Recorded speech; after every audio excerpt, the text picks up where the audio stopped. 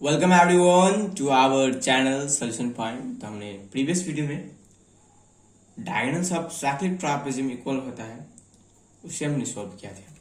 तो आज की इस वीडियो में हम कंसाइक्लिक रेगुलर पेंटागन के चार वर्टिसेस कंसाइक्लिक होता है वो आज हम इस वीडियो में प्रूव करने वाले हैं।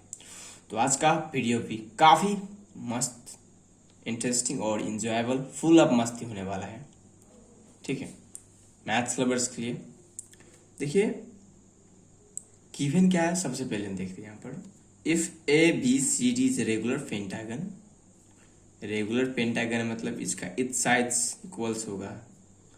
Regular pentagon means each sides of pentagon are equals. ठीक है, and prove that A B C and C are concyclic. Wow, हमको प्रूव करना क्या है कि ए बी सी कंसाइक्लिक है। मतलब अगर हम इसे ज्वाइन कर देंगे तो बन ए बी सी ई एक क्वाड्रेटर, तो क्वाड्रेटर साइक्लिक क्वाड्रेटर होता है, हमको प्रूव करना है। ठीक है, सेम थी। तो हम लिख लेते हैं पहले गिवन क्या है। गिवन है हमारे पास A B C D is a regular pentagon, और हमको प्रूव करना क्या है, points A B and C are concyclic. Points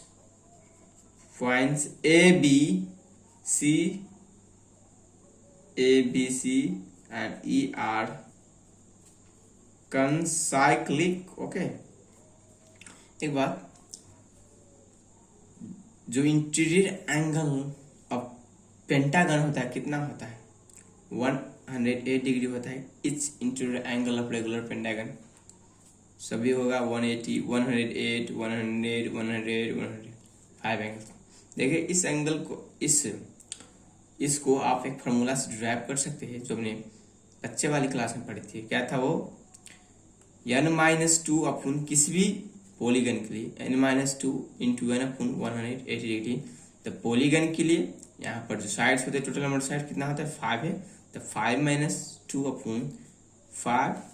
ठीक है, यहाँ पर 180 डिग्री, तो हो जाएगा 3/5 into 180, then 540 upon 5, that is equals to 108 degree.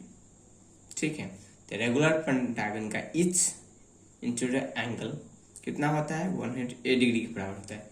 मतलब ए भी 108 डिग्री, ये भी 108 डिग्री, ये भी, मतलब पांचों एंगल बराबर कितने के, 108 डिग्री के। तो हमको प्रूव करना है तो ए बी सी ई आर कंसाइक्लिक। तो हम यहाँ पर करेंगे थोड़ी सी कंस्ट्रक्शंस। ठीक है, तो हमने यहाँ पर कर दिए कंस्ट्रक्शन, तो लिख लेते हैं we join A C E B and E C. ठीक है, तो लिखेंगे we join A C A and C, comma E and B and E and C।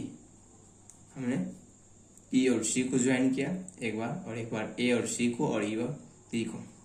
तो देखिए हम यहाँ पर क्या करेंगे, फर्स्ट में हम देख 2 ट्राइंगल्स लेंगे यहाँ पर। इन ट्राइंगल्स E A B जो इस वाले ट्राइंगल यहाँ पर separate E A B and triangle ABC। ठीक है, in triangle CAB and ABC में देखिए क्या होता है।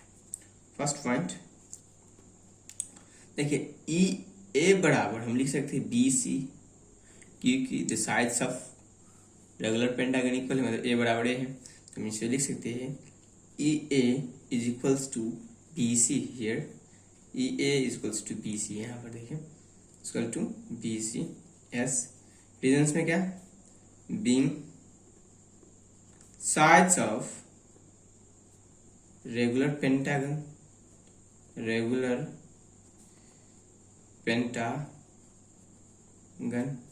ठीक है, सेकेंड में देखिए एंगल EAB, ए वाले एंगल, और एंगल ABC, इसमें ए वाले एंगल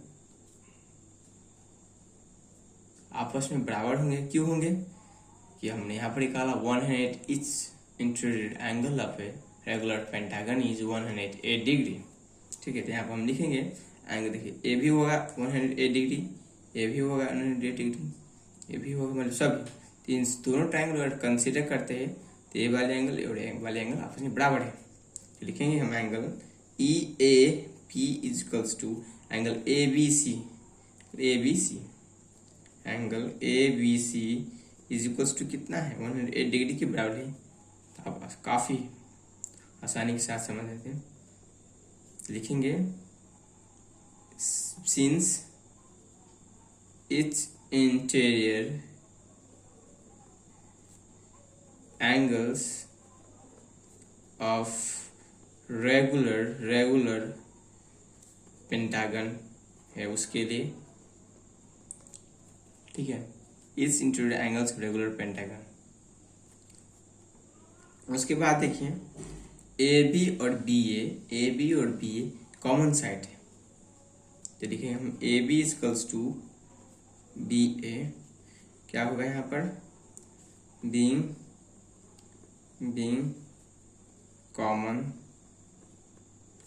साइड्स, दोनों ही कॉमन साइड है। तो फाइनली देखिए हमारे पास क्या आ गया है, triangles E A B congruent to triangles A B C. Triangle E A B और ए बी सी एक congruent ट्रायंगल है, दोनों ई ए बी और ए बी सी। देखिए एस ए एस, देखिए एस ए एस, ठीक है, ऐसे ऐसे कॉन्ग्रुएंट है, ऐसे एस। तो लिखेंगे हम किस by S A S axioms. ठीक है, पॉइंट नंबर 3 में देखते हैं, अगर कोई भी ट्राइंगल्स कॉन्ग्रुएंट होता है उसका करस्पॉन्डिंग एंगल भी क्या होता है, इक्वल होता है। मान लीजिए ए वाले एंगल और ए वाला एंगल इक्वल हो जाएगा, तो रीजंस में लिखेंगे angle A E B equal to angle A C B being corresponding angles of congruent triangle. इसलिए हम लिखेंगे angle A E B is equals to angle A C B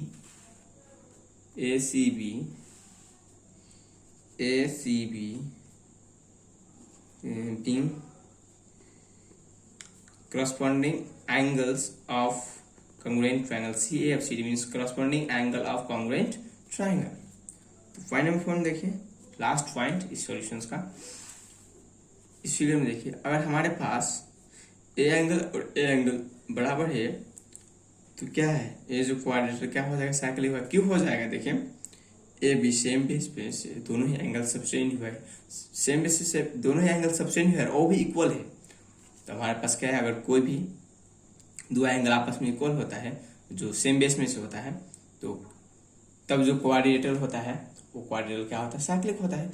और जो पॉइंट्स होता है उसका वर्टिसेस क्वाड्रिलेटरल साइक्लिक, और points होता है जो कॉनसाइक्लिक, उसका जो वर्टिसेस कॉनसाइक्लिक हो जाता है और क्वाड्रिलेटरल साइक्लिक। तो इसे वर्टिसेस के रूप में लिखना है ई ए बी सी, तो हम सिंपली लिख सकते हैं यहाँ पर points E A B and C are concyclic।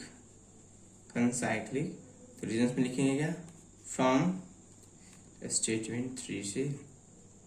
ठीक है, तो ये काफ़ी एक बेसिक सा प्रॉब्लम था, काफ़ी अच्छा सा था।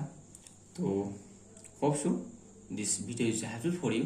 तो आपसे फिर मुलाकात होंगी कुछ नए वीडियो में, कुछ नए मुद्दे के साथ। तब तक खुश रहे, खुशहाल रहे, गुड बाय।